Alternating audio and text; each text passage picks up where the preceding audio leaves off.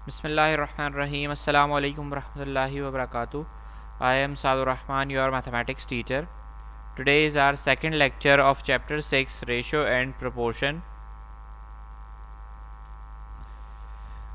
Last class में हमने exercise 6A का क्वेश्चन नंबर 1 उसके तमाम पार्ट्स डिस्कस कर लिए थे. आज की क्लास में हम क्वेश्चन नंबर 2 डिस्कस करेंगे.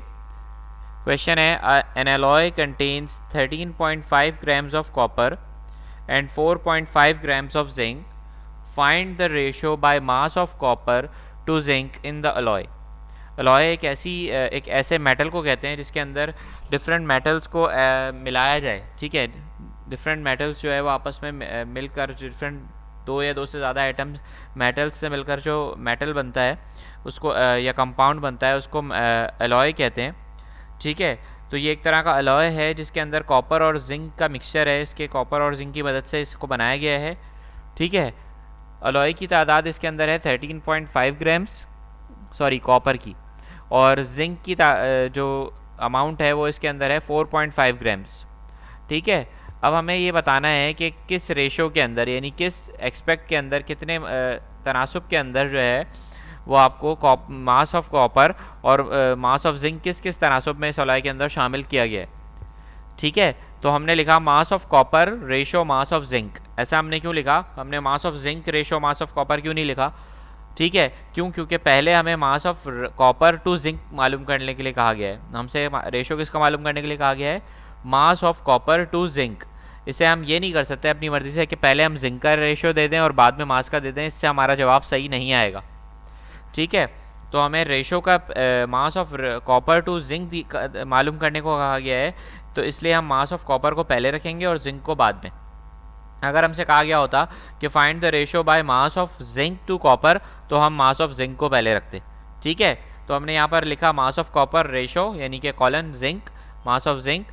उसके बाद हमने यहाँ वैल्यू डाल ली 13.5 रेशो 4.5. ठीक है, इसके बाद मैंने बोथ साइड पर 10 से मल्टीप्लाई कर दिया. ठीक है, तो हुआ क्या, 13.5 बन गया 135, एक पॉइंट आगे चला गया. और 4.5 जब 10 से मल्टीप्लाई हुआ तो आंसर क्या आया?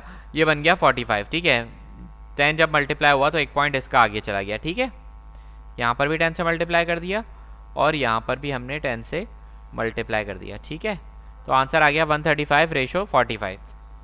ठीक है, इसके बाद हमने 5 के टेबल से सॉल्व किया 5 2 ज़ा 10 और 5 7 ज़ा 35, 5 9 ज़ा 45. फिर हमने 3 से सॉल्व किया 3 9 ज़ा 27, 3 3 ज़ा 9 और फिर 3 3 ज़ा 9 और 3 1 ज़ा 3. तो टोटल हमारे पास mass of copper ratio mass of zinc कितना आ गया?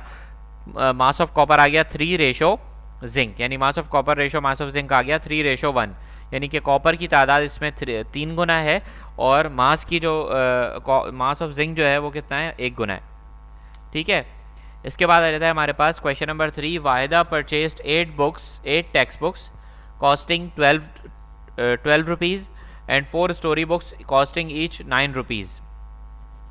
Find the ratio of the amount she spend on the 2 types of books, यानी कि इन दोनों टाइप्स ऑफ बुक्स के ऊपर उसने कितने रेशो, किस रेशो के अंदर कितनी मिकदार में उसने पैसे खर्च किए हैं, कॉस्ट लगाई है दोनों किताबों पर, यह हमें बताना है. ठीक है, तो हमें पहले मास ऑफ टेक्स्ट बुक्स का जिक्र किया गया है, तो हम पहले मास ऑफ टेक्स्ट बुक्स रखेंगे, बाद में मास ऑफ स्टोरी बुक्स का जिक्र करेंगे, बाद में मास ऑफ स्टोरी बुक्स लिखेंगे. तो पहले हमने लिख लिया cost of text books ratio cost of story books. ठीक है, 8 बुक्स ली थी, एक बुक 12 रुपीज़ की थी, तो हमने 8 को 12 से मल्टीप्लाई कर दिया तो कॉस्ट आ गई 96. और इसी तरह से कॉस्ट ऑफ स्टोरी बुक्स को हमने 4 को 9 से मल्टीप्लाई कर दिया, क्योंकि 9 कॉस्ट थी स्टोरी बुक्स की एक बुक की, और 4 बुक्स थी, इसलिए हमने 4 9 से 36 इसको मल्टीप्लाई कर लिया. अब 96 रुपीज़ जो है वो कॉस्ट आ गई टेक्स्ट बुक्स की, और 36 रुपीज़ किसकी कॉस्ट आ गई? स्टोरी बुक्स की. ठीक है, उसके बाद हमने 4 के टेबल से सॉल्व किया. 4 2 ज़ा 8, 4 4 ज़ा 16 और 4 9 ज़ा 36. उसके बाद मैंने 3 से सॉल्व किया 3 3 ज़ा 9 और 3 8 ज़ा 24. अब 8 रेशो 3 मजीद सॉल्व नहीं हो सकता, इसलिए हमने यही लिख दिया कि यही आंसर है. ठीक है, इसके बाद आ जाता है क्वेश्चन नंबर 4, जिसके अंदर कहा जा रहा है कि बिलाल की मंथली इनकम है 7200. ठीक है, और उसका मंथली एक्सपेंडिचर जो है यानी कि जो मंथली उसके जो खर्चे हैं वो है 6300 पर मंथ. ठीक है, तो find the ratio of his saving to his income. अब उसकी सेविंग के लिहाज से, उसकी सेविंग और इनकम के लिहाज से हमें रेशो बताना है. ठीक है, तो हमने एक कॉलम में लिख लिया, पहले हमने उसकी सेविंग मालूम कर ली। मंथली सेविंग बराबर होती है कि मंथली सैलरी में से जितना उसने खर्च किया अगर वो मैं माइनस कर दूं तो मेरे पास मंथली सेविंग आ जाएगी। ठीक है, तो monthly saving is equals to monthly income minus monthly expenditure.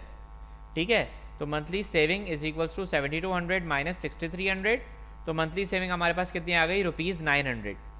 ठीक है, उसके बाद हमने कॉलम बना लिया mass of monthly saving ratio monthly income, क्योंकि हमें उसकी मंथली सेविंग का रेशो उसकी मंथली इनकम के रिस्पेक्ट से बताना है। ठीक है, तो monthly saving ratio monthly income लिख लिया हमने। उसके बाद हमने लिखा 900 रेशो 7200, 2 जीरो से दो जीरोस कैंसिल हो गए, आंसर बचा 9 रेशो 72। ठीक है, फिर हमने टेबल पढ़ा 9 का, तो 9 1 9 और 9 8 72, तो 1 रेशो 8 हमारे पास यहाँ पर आंसर आ गया। यानी कि अगर 8 गुना उसकी तनख्वाह है तो उसमें से सिर्फ 1 गुना वो सेविंग कर पाता है हर महीने। ठीक है, तो यहाँ पर हमारा ये आंसर आ गया।